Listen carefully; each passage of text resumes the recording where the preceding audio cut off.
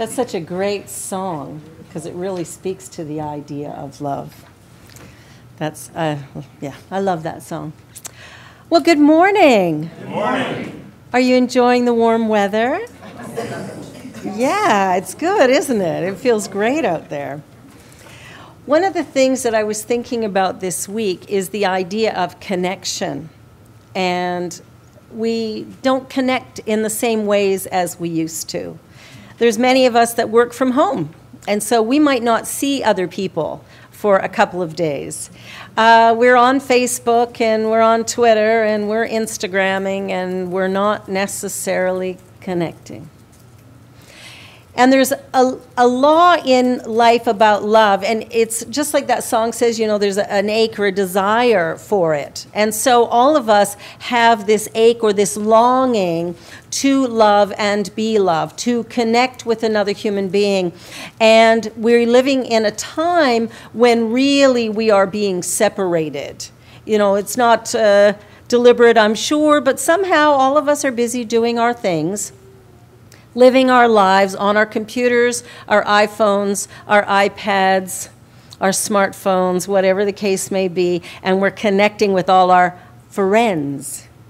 I have about 2,700 friends on my Facebook page. Do you want to know how many of them I've met personally?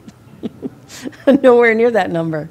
But what's interesting is we're living in a different way. Many companies now have people working from home, so there isn't even an office to go to in many cases. And we're wondering why there's so much depression in our world today. And I think we're missing a really big point. God, which we know is love, I think we named love God. So when we put that into perspective, we start to think about love in a new way. Love is the very fiber and fabric of our existence. It's all that is, and it is the thing that is moving us and striving to express. And yet we are separating. We are fearful of one another. We are suspicious and doubting often because we think something bad's going to happen if we leave our house. I was talking to a friend the other day, and she said, oh, yeah, you know, you can't go out at night. I don't let my kids play outside because some stranger's going to do something. And I said, I'd be more concerned about family, friends, and neighbors. When it comes right down to it, children who are snatched and taken away, I think it's somewhere around 85 or 90% by family member. So we're living our lives as though we need to fear one another rather than remembering we need to love one another. It's a natural call within us. Did you notice when we were meeting and greeting earlier that there were a whole lot more smiles than when we were singing about love prior to that? Did you notice that? Did you notice that it felt good to hug, to connect, to look in someone's eyes, to touch their hand? Did that feel good? It feels good because it's natural. You know, a little baby that's born and isn't touched or loved, sometimes they die because they need that. We need to be touched. We need to be held. We need to be loved. It's a natural part of our being. And love is something that's so easy to do if we shut off the TV and the radio and stop listening to all the bad news. You know, if it's a rare thing, it makes the news. If it's a common thing, it doesn't. So all the good deeds going on in our city right now, which is so vibrant and alive and exciting with the Pan Am Games, are we noticing all that? Or are we just noticing a stabbing or a shooting that occurred, the one-off, or did we notice the thousands of things that were really great? And I just ask you to think about that. In the scripture from Titus, to the pure all things are pure. But to the corrupt and unbelieving, nothing is pure. Their very minds and consciousness are corrupted. They profess to know God, but they deny him by their deeds. They are detestable, disobedient, unfit for any good deed. Well, that's kind of harsh, eh? But it really speaks to the idea of love. Can I love? Can I stand naked to the world and be seen? To know that, yes, some bad thing might happen someday, but really it's probably ultimately good in the long run anyway. I don't know about you, but I've had bad things happen and then years later in retrospect go, phew, am I ever glad that happened?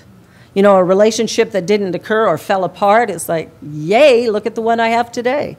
We want to begin to look at life from a new perspective and begin to connect with one another, because the truth is there's only one thing going on, and we are all a part of that one thing. And we're either part of the good of it, or we're pulling away and being the dismantling of it, shall we say. So do we dismantle or do we grow and express? When was the last time you looked in someone's eyes deeply? It was really great at the New Thought Conference here when everybody had an opportunity, or everybody who was in one particular workshop, to stand and stare into each other's eyes for a full minute. A full minute. No looking away, no talking, no touching, just looking. And a funny thing happens. Have any of you ever done that? You sort of look at one eye and then you look at the other eye. And then you kind of try to look in between. It's a really interesting experience. And the first time I did it, it was like, wow, that minute felt like about 2.5 hours. It was a long time. We're not accustomed to doing that. I mentioned briefly last week about, going through the grocery lineup and not even knowing who served you at that moment, because we didn't take the time to look up, look into their eyes, and appreciate what it was they were doing in that moment, putting our groceries through so we could go home and eat. What about the police officer? There's a lot of them around lately, right? I have seen more cars pulled over in the last week than I have the whole time I've lived in Toronto, which is 15 years. It's been fascinating to watch. And I wonder how those officers who are doing their duty are being received as they pull us over for speeding and we get angry at them. Have you ever done that? You're out speeding, or you run a stop sign or a red light and cop pulls you over and you're like, that's so-and-so. Hello, he's not the one who broke the law, you did. You knew the speed limit. We have a way of not connecting with one another. And when we do connect, and if we connect in a way that's positive and uplifting, we receive blessings. I remember many, many years ago owing Canada Revenue Agency some money. Ooh, gulp. Anybody ever do that? Whoa. And so I'm talking to them. But prior to that happening, every time I wrote them a check, I always wrote many blessings on the bottom of the check. I do that on every check I write, which not very many anymore, but I always write many blessings. I always bless whoever I am sending money to. So all of a sudden, I now owe Canada Revenue Agency, and the interest piles up at an exorbitant rate. I think it's right up there with Visa. And what's fascinating is my experience with them. Now, most people would say, oh, Revenue Canada's scary, they're mean, they're nasty. That was not my experience. The person I dealt with was sweet and kind, compassionate and considerate, was willing to accept whatever, and when I finished paying off the amount that was due, he waived all of the interest and penalties. Wow. It's interesting what happens. What's his name? Everybody wants his name now. You have to fix our taxes. What's fascinating, though, is whatever we bless, blesses us. Whatever we bless, blesses us. Where are you loving? Where are you willing to show up as love, the way you were created, the way you were intended to be? Do you show up that way with the person you're really comfortable with, but can you show up that way with somebody you're uncomfortable with? Can you walk down the street and see a homeless person and take a moment to have a conversation and shake their hand or give them a hug? Or do you run the other way afraid that somehow, I don't know, they're going to take your coins or something? I don't know. We've got fear going on, don't we? Mm-hmm. We've got fear going on. And I just want us to think about that and to look at it more clearly, because Jesus taught two things. He taught forgiveness, and he taught that the universe is good. Now, we're Christians here. What is it we believe that Jesus taught us? And what would it take for us to forgive? I mean, think about forgiveness for a second, because I'm sure all of us have something going on that we're hanging on to that maybe we have not yet forgiven. Somebody done us something, and as yet, we haven't been able to let it go. Now, I want to tell you, stuff happens sometimes that we label really, really bad, and then we carry that with us. like a big backpack on our back, and we haul it through life, and man, we'll unpack it regularly to show people how hard life has been. I wonder why we do that. It's something to think about, because if I really loved myself, would I torture myself with a past event? Because think about it, every time you remember that bad thing that happened, you feel the way you felt back then. Am I right? So I want to tell you something about forgiveness.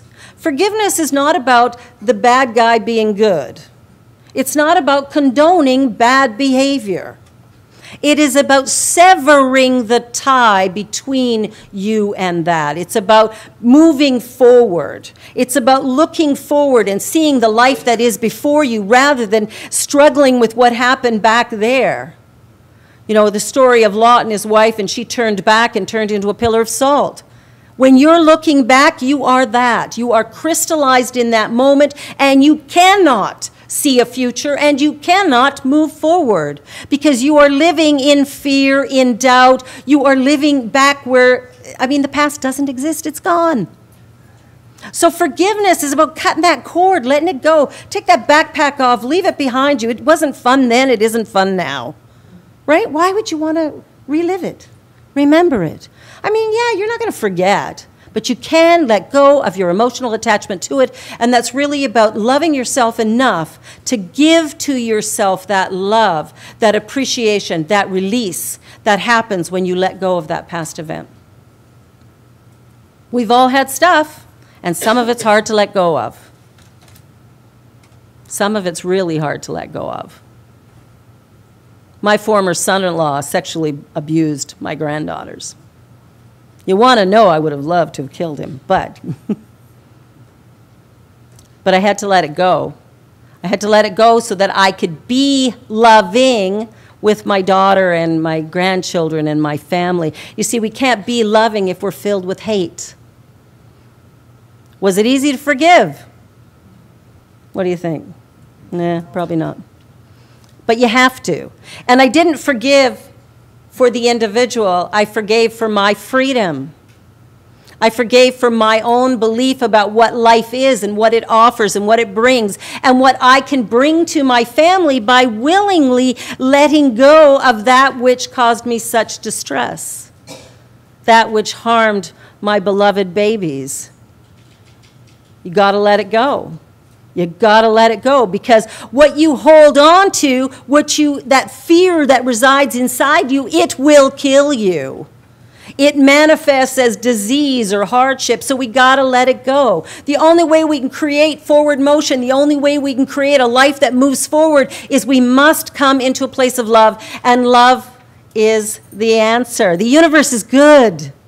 And so we want to begin to focus on that idea that the universe is good. We want to take what Jesus taught and live our lives in forward motion, in every moment of every day, listening to the still small voice inside of us, that we might show up as who we really are, with the full potential of loving and being loved, of moving our lives in a way that we can begin to shine so brightly that the people around us just automatically start smiling and grinning when we walk in the room, and they don't even know why.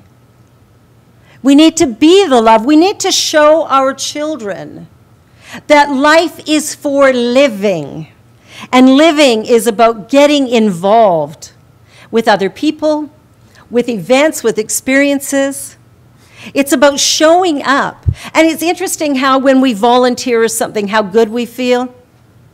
I was watching the Amazing Race Canada, and they had to do a volunteer act. They had to work with some kids and create this art, and then they gave them these wonderful painting kits with oils and oil paint and stuff in it. And these little children were so thrilled. And one of the couples that they filmed, they were crying. They were so touched by how these children received what they gave. Whenever we give love, we get it back, multiplied and overflowing. It allows us to be fulfilled in life. We cannot be fulfilled without love. It is the very nature of God. It is the universal expression.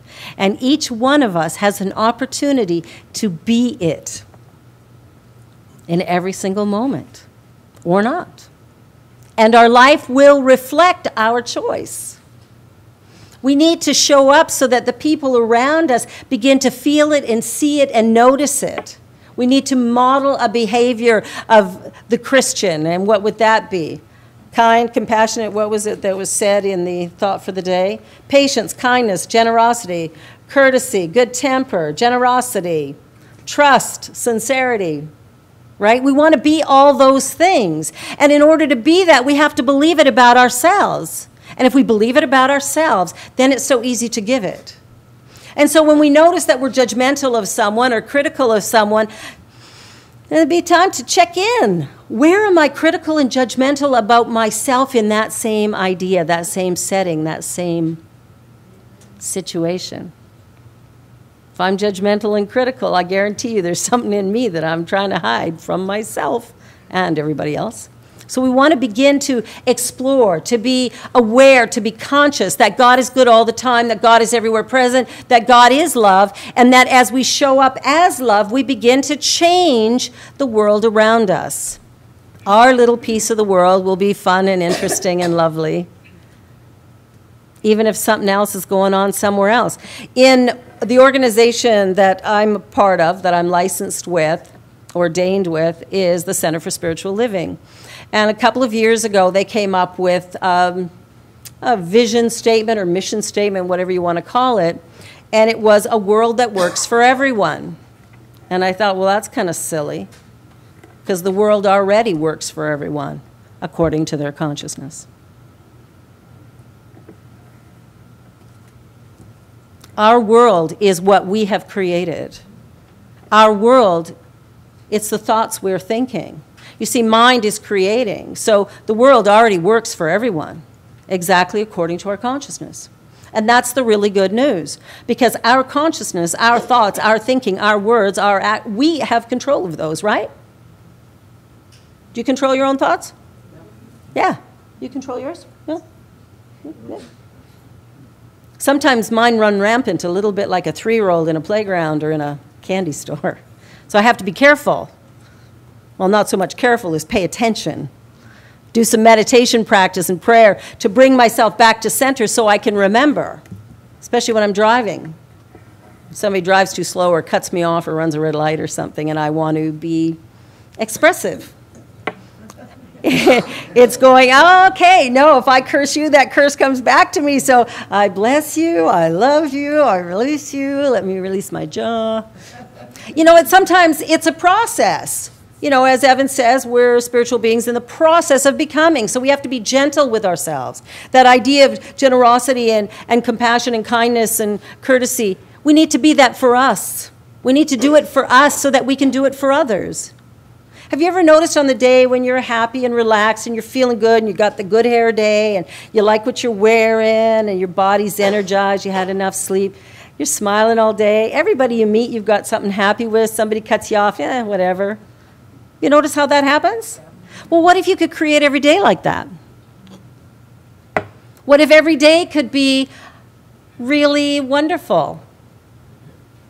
Now, you might think to yourself, well, that's kind of silly because, bad things happen. Car accidents happen and people get sick and finances go awry or you lose your job, right? Stuff happens, right? But what we're responsible for is how we think about the thing that happens. How we think about the thing that's going on. And we have control over that. And I know sometimes it doesn't feel that way. Sometimes it's like, this is all out of my control and I'm upset and I start to react. Well, my reactions can come from fear or they could come from love. I could have happy reactions. That silly man that just cut me off. Oh, bless you. Right? You could do that. You could be singing a song all day and have somebody go, and smile right back and say, don't you wish it was you? You see, we think about what happens, and when we're thinking about what happens, we sometimes think fearful, negative, judgmental, critical thoughts, and then it's called a bad experience. But if we sit back and say, well, today is what today is, and so I'm just going to live it as fully as I can, and I'm going to love everywhere I go regardless, what happens is then my day is my day. And it's what I make it. It's what I call it. The Bible, Adam was told to name the things, and whatever you name it, that's what it'll be for you. What are you naming your experience? Got to go to work on Monday morning. Oh, drat. Okay, guess what? You get to have an drat day. But you could name the experience, oh, thank you, God. Thank you, God. I have a job to go to. I have something to do. I have money flowing in and through my life. Thank you. And a funny thing happens when you bless something over and over, it gets better. It gets better. It gets good. We all are thinking all the time, and we're thinking about the things that are going on around us and the things that are showing up around us. What do you name in those things? Because you're the one naming it. And whatever you name it, that's what it gets to be for you. So when we think about what Jesus taught, that everything is good, and forgiveness, well, forgiveness becomes actually unnecessary because everything is good, right? Gulp. How do we see everything is good? Well, that might take some practice. That might take a bit of a raise in consciousness to realize that I don't know what I don't know. I don't know what's coming tomorrow, next week, or next month. So what I need to do is in this moment bring love to my setting. I have the power to do that. I can call this day good. I can call it great. I have air conditioning. I can call it really great. I just want you to think about what it means to live the Christ life. And I know it doesn't just happen because you go, oh, that's it, I'm going to be loved and happy from now on. We're in the process of becoming. I want you to be gentle and loving with yourself so that you can grow, that you can begin to understand why you think the way you think. Forgive yourself for the times when you're showing up a little less than perfect so that next time you can do better. Does that make sense? Does that sound a little bit easier? Be compassionate to yourself. Pat yourself on the back once in a while. Allow yourself to move forward with a sense of joy and possibility rather than dread. I'm fortunate that I live in a neighborhood where my daughter can just yell, hey, Mom, I'm going outside to play. Not many people can do that anymore or choose not to do that, but we can do that on our street. The kids just go out and play, and they run through everybody's yards. They play hide and seek. They're out all day. It's wonderful. We live pretty much downtown Toronto, just on the East End, right? So you would think, if we followed the news a lot, that we wouldn't let our kid out of our house without our supervision. But we really don't need to do that. We really don't need to do that. And the children are learning a lot by being able to have some free rein. Remember when we were little children and we were able to go out and Mom would say, be home for lunch. You know, she'd holler out the door, not knowing where we were, holler out the door, it's lunchtime. We'd come running. Now, if we did anything wrong, could we hide it?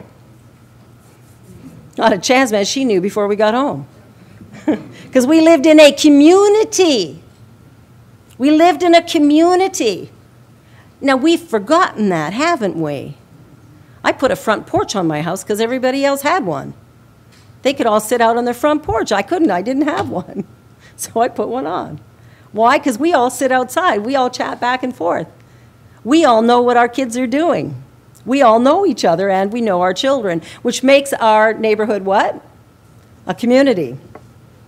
It's a community. It's a community of people who connect, who spend time together. We like each other. Now, that isn't every neighborhood, but you know it could be, because it doesn't take much to create it. A friend of mine is living here part of the year. She lives in Singapore. And she had got to know all her neighbors. She lives in Markham. You know, great big wide lawns and great big yards, and people can stay apart if they want, but she goes and talks to them and spends time with them and cooks for a neighbor because his wife has cancer, and so she cooks for him to make sure he gets fed, and she helps out with her whenever she can. And she knows all her neighbors. And yet she's not here very much. How many of us can say that? So today we're talking about living the Christ life, which means really about us connecting one with the other, because that's what fulfills us. We need to feel loved. We need to experience connection. And one of the reasons we come to church is because it's an opportunity to be with like-minded people. And we want to be able to create that wherever we go. So I'd like you to think about your life and think about the ways that you connect or don't. Do you talk to the streetcar driver when you get on, or the bus driver? Do you chat with the cabbie if you take a cab somewhere? I had a cabbie tell me a great thing, because I always chat with them. He tells me that when he travels to India, he goes through London, and he used to live in London for a while. So what he does is he extends his little time in London, right, by about 2 weeks and then off. And it's one flight, because they just extend the stopover. Instead of it being 2 or 3 hours, it becomes 2 or 3 weeks. And it costs him about $50. I thought, wow, who knew? I just took a trip to Calgary and back, via Winnipeg, via Victoria, one flight. The things we could learn if we connect. The things we could learn if we connect. And the thing that we would realize if we would connect is really how wonderful it feels to hold another person, to touch their hand, to look in their eyes. How rewarding it is for us when we see a smile coming back. When somebody looks at us and says good morning, or they light up when we enter a room because they're so glad to see us. It's remarkable. And the healing power of that is unstoppable. Love is the answer. It doesn't much matter what the question, the situation. Love is the answer. And can you love yourself enough to really be kind and gentle and generous and courageous and sweet and loving to you? That's not selfish. That's not being a narcissist. Looking after you really well is a loving act. And if you look after you really well, you have the energy to do that for everyone else. And so that love just expands and grows. It's like dropping a stone in the pond and the ripples go forever. That love ripple that you feel, that you send out, it's going everywhere. It's not stopping at the end of these walls. If you feel love in this room, that love is touching this neighborhood. It's touching this city. It's a vibration that is infinite and goes on forever. Can we do that for ourselves and for others? Can we love enough to just be present with another human being